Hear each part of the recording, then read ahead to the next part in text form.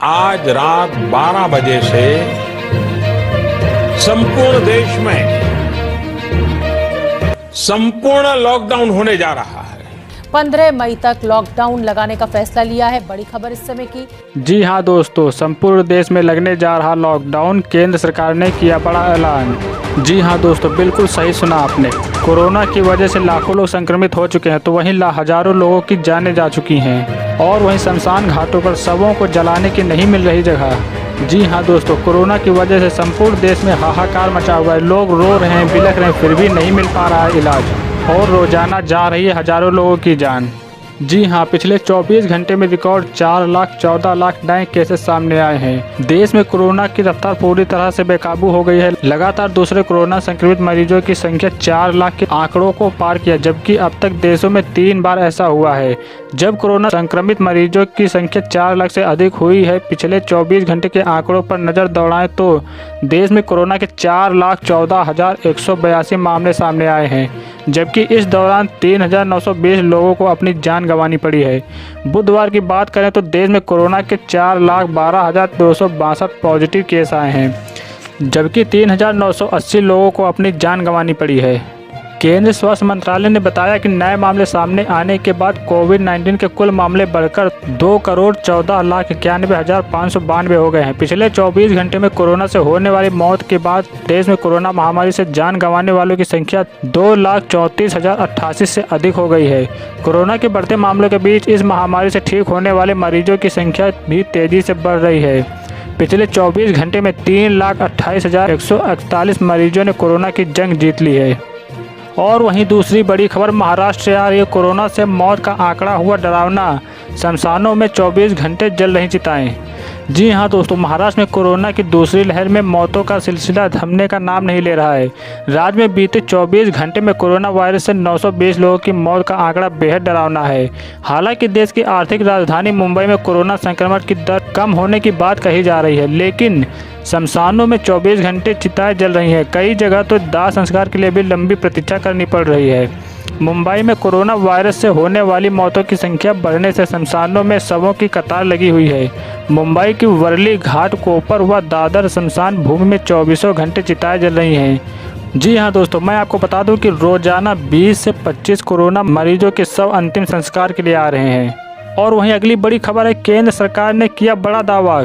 कहा कि संक्रमण की रफ्तार धीमी पड़ रही है, लेकिन बढ़ रहा है मौत का आंकड़ा। जी हां दोस्तों, जिले में एक बार फिर कोरोना संक्रमितों की मौत का आंकड़ा बढ़ गया है। शुक्रवार को कुल 46 संक्रमितों की मौत हुई है। हालांकि संक्रमण में कमी आई है। 803 नए संक्रमितों की पहचान की गई है। शुक्रवार को भी शहरी क्षेत्र की अपेक्षा ग्रामीण क्षेत्र में ज़्यादा मौतें हुई हैं।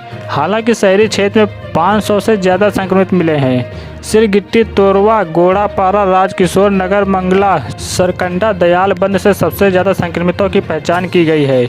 अब कम उम्र वाले भी दे ध्यान, युवा भी संक्रमित हो रहे हैं। स्वास्थ्य विभाग का मानना है जितने संक्रमित मिल रहे हैं उनसे ज़्यादा की पहचान नहीं की जा सकी है।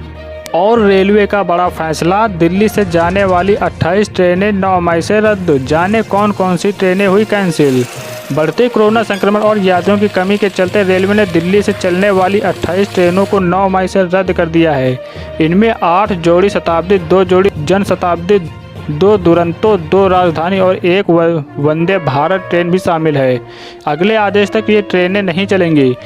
अधिकारियों ने बताया कि कोरोना के बढ़ते मामलों के चलते यात्रियों की कमी और लगातार बढ़ते महामारी के आंकड़ों को देखते हुए रेलवे ने इन ट्रेनों को 9 मई से अगले आदेश तक कैंसिल कर दिया है। मध्य रेलवे ने 23 यात्री ट्रेनों को रद्द किया है। इनमें नागपुर कोल्हापुर स्पेशल 29 जून तक, CSMT कोल्हापुर स्पेशल 1 जुलाई तक, CSMT पुणे स्पेशल 30 जून तक शामिल है। और वहीं जर्मनी से आया ऑक्सीजन प्लांट, एक दिन में 4 लाख लीटर ऑक्सीजन का होगा प्रोडक्शन, 2 दिनों में होगा इंस्टॉल। जी हां दोस्तों, मैं आपको पहले ही बता चुका हूं, कोविड की वजह से हाहाकार मचा हुआ है। सुप्रीम कोर्ट से लेकर हाई कोर्ट तक ऑक्सीजन सप्लाई को लेकर सख्त होता जा रहा है। देश में ऑक्सीजन की मांग को पूरा करने के लिए रोज नए नए इंतजाम किए जा रहे हैं। शुक्रवार को जर्मनी से मेगा ऑक्सीजन प्लांट मंगाया गया है। प्लांट का एक हिस्सा आज पहुंचा तो दूसरा हिस्सा शुक्रवार तक पहुंच जाएगा। इस प्लांट से 4 लाख लीटर ऑक्सीजन दिन प्रतिदिन प्रोडक्शन हो सकेगा। जी हाँ दोस्तों, जर्मनी से दोस्ती इस महामारी में काम आई है। भारत इस समय ऑक्सीजन की कमी से जूझ रहा है। विदेश मंत्रालय के प्रवक्ता अरिंदम बागची ने ट्वीट किया कि 2 दशकों की स्ट्रेटेजिक पार्टनरशिप काम आई। जर्मनी से हमको mega mobile oxygen generation and filling plant मिल रहा है। इस प्लांट से 4 लाख लीटर प्रतिदिन ऑक्सीजन का प्रोडक्शन हो सकेगा। तो क्या भारत में दूसरी लहर अब कमज़ोर पड़ चुकी है?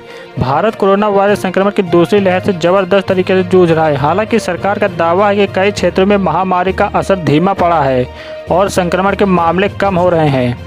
जी हाँ दोस्तों, भारत में कोविड का संक्रमण मार्च के मध्य में बढ़ना शुरू हुआ और इसमें काफ़ी तेज़ी आती चली गई। 30 अप्रैल आते आते इसने रिकॉर्ड बना दिया और देश में एक दिन में 4 लाख से अधिक मामले सामने आए हैं। आगे कुछ दिनों में संक्रमण के मामले गिरकर 3 मई को 3,60,000 पर पहुंच गए और अंदाज़ा लगाया गया कि भारत में कोविड का पीक खत्म हो चुका है। लेकिन बीते कुछ दिनों में संक्रमण के मामले फिर तेज़ी से बढ़े हैं। अगर सप्ताहों के आंकड़े देखे जाएं तो सोमवार को आमतौर पर नंबर गिरते नजर आते हैं। बुधवार 5 मई को संक्रमण के 4,12,000 रिकॉर्ड मामले सामने आए हैं। 7 दिन के संक्रमण के दर की औसत को देखा जाए तो वह भी लगातार बढ़ रहा है।